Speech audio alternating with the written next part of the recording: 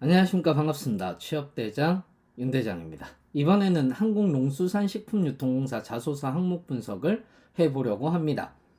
AT죠. ATM 문항에서 요구하는 사항은 크게 네 가지로 분류할 수 있고요.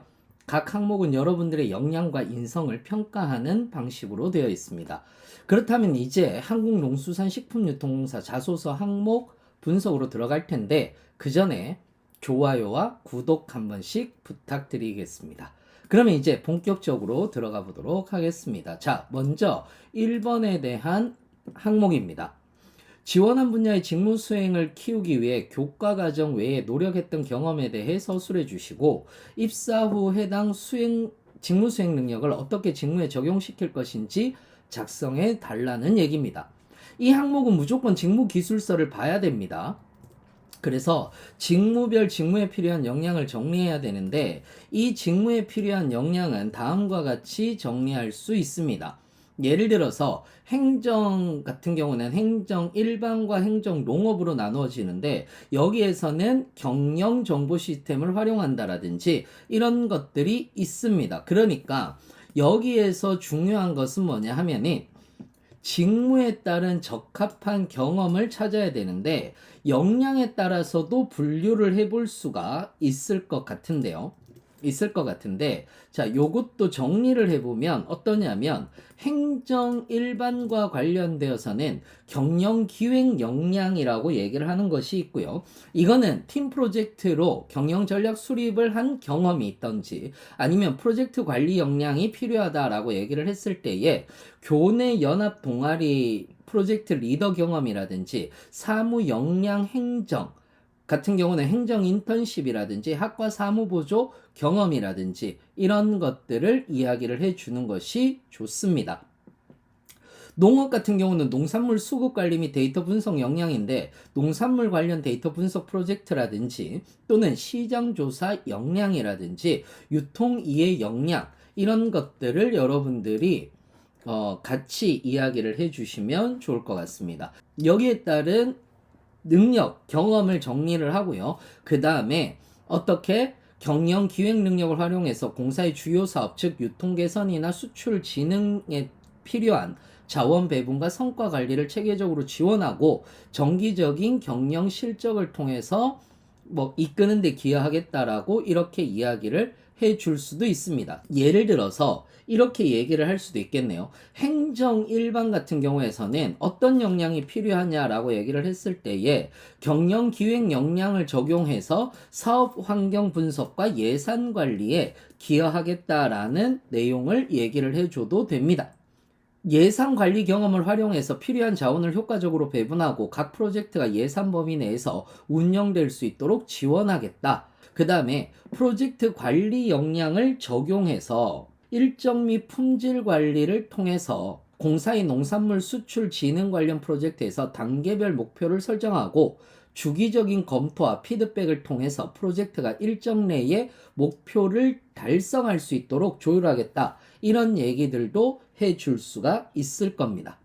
그 외에도 사무행정 역량을 적용해서 그룹웨어를 통한 정보의 공유를 원활히 해서 팀 간의 협업을 촉진시키겠다라고 이렇게 이야기를 할 수도 있을 겁니다. 자, 그 다음에 두 번째는 농업과 관련된 내용일 건데요.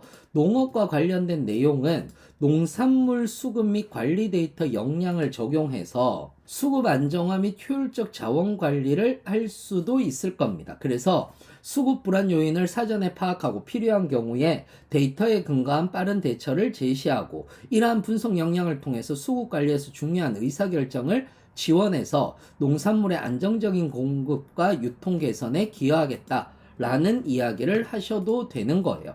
수출입 및 국제시장 이해 역량을 적용해서 수출 진흥 및 해외 시장 개척을 지원하겠다라고 얘기를 해서 어떤 얘기를 해줄 수 있느냐면 공사의 해외 시장 개척과 수출 활성화 목표에 기여하겠다라는 이런 얘기들을 해줄 수도 있는 겁니다.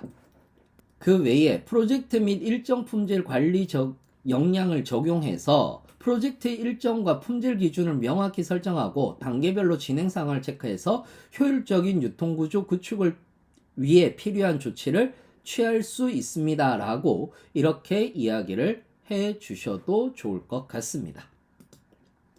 자, 이제 2번에 대한 내용입니다. 본인의 의견이 타인의 의견과 반대되어 갈등이 발생했던 경험이다 라고 이렇게 얘기를 했을 때 여기서 중요한 부분이 뭡니까? 갈등인데 내 의견과 타인의 의견이 반대되는 것들에 대해서 이야기를 해야 되는 거고요. 갈등 해결을 위해서 취한 방향에 대해서 이야기를 해 주셔야지 되는 거죠. 상대방의 입장을 경청했고 상대방 객관적 근거를 제시해서 또는 제3자의 조언을 구해서 객관성을 높이고 그리고 타협과 조정을 했다라는 이런 내용으로 여러분들이 작성을 해 주셔도 좋을 것 같습니다. 자, 그 다음에 3번은 문제의 원인을 파악해서가 아니에요. 문제의 원인 파악을 잘못해서라고 이렇게 얘기를 하고 있습니다. 요게 핵심이죠. 문제 해결 과정에서 원인 파악의 중요성을 이해하고 잘못된 원인 분석이 어떻게 문제 해결에 영향을 미쳤는지에 대해서 설명하는 것이 목적인 겁니다. 예를 들어서 이런 경우들도 있죠. 데이터 오류를 시스템 문제로 오인하는 경우, 예를 들어서 뭐 매출 데이터가 예상과 다르게 집계되는 오류를 발견했는데 처음에는 시스템의 오류라고 생각을 했더니 알고 봤더니 데이터를 입력할 때 소수점이 잘못 기입돼 있더라. 이런 얘기들을 해 주셔도 되는 거고요. 예를 들어서 한 팀원의 성과가 평소보다 저조해진 것을 보고 팀원의 동기부여가 부족하다고 생각해서 독려하거나 동기부여를 위한 대화를 시도했는데 업무 일정과 개인 사정이 겹쳐서 일정을 조절할 수 없었던 상황이었다 라고 얘기를 하는 부분이에요. 이러한 것들을 여러분들이 해결했다라는 얘기를 해 주시면 되는 겁니다. 네 번째입니다. 공사의 인재상인 전문인 소통인 중에서 가장 부족하다고 생각하는 부분이라고 이렇게 얘기를 했잖아요. 그러면 전문인이 뭔지를 알아야 되고 도전인, 소통인이 뭔지를 알아야 되겠죠. 일단 이 역량이라고 얘기를 하는 것을 알고 있어야 되는데 전문인 같은 경우에서는 여러분들의 분야에서 지식을 갖추고 발전시키는 사람을 얘기를 합니다. AT 같은 경우는 농산물 유통, 수급 관리 이런 부분이 필수적이기 때문에 이런 역량이 매우 중요한 거죠. 그래서 복잡한 문제를 신속히 분석하고 실질적인 해결책을 찾는 능력이 필요하다라고 이렇게 얘기를 했어요. 자, 그러면 요 부분, 공사에 기여할 수 있는 부분이 여기에 들어가는 겁니다. 농산물의 가격 안정화와 수급 조절을 해내겠습니다 라는 얘기예요. 그 다음 도전인 같은 경우는 긍정적인 사람, 그리고 시장 변화와 새로운 업무에 빠르게 적응하는 사람을 얘기를 합니다.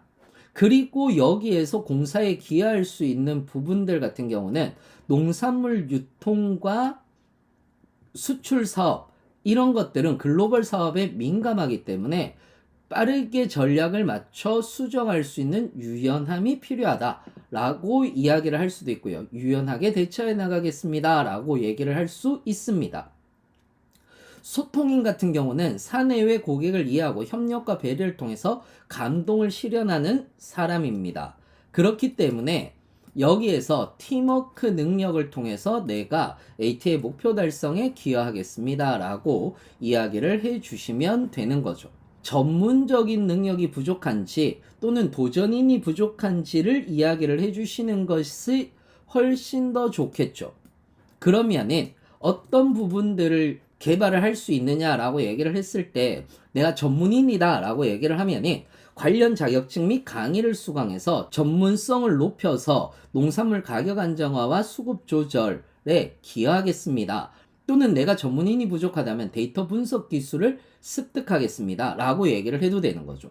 도전인이다 라고 얘기를 했을 때는 업계 트렌드를 학습해서 제가 글로벌 시장 흐름에 잘 대처해 나가겠습니다 라는 이 얘기를 해도 됩니다.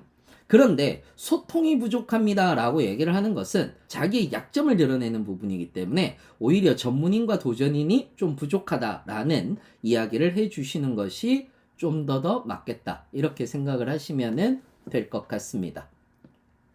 자, 이렇게 해서 우리 AT, 즉 한국농수산식품유통공사 자소서 항목 분석을 마쳤습니다. 여러분들 이 영상이 좋으셨다면 좋아요와 구독 한 번씩 부탁드립니다. 전 또 다른 컨텐츠를 가지고 더 좋은 컨텐츠를 가지고 만나 뵙도록 하겠습니다. 이상으로 마치겠습니다. 감사합니다.